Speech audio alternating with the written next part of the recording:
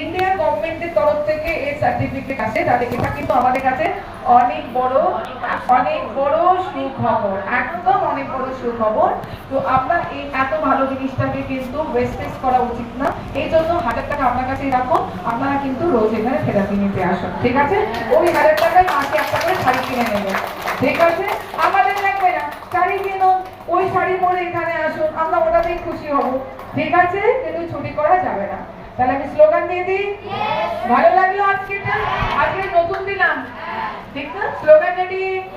নোগামেস দুর্গানিয়া happy life আমাদের জীবন কালার পারফেক্ট কালার অজয়নগর নোগামেস এটা থেকে আমরা এরকম স্লোগান দেবো, অজয়নগরকে একদম অনলি ওয়ানই করবো আমরা, ঠিক না?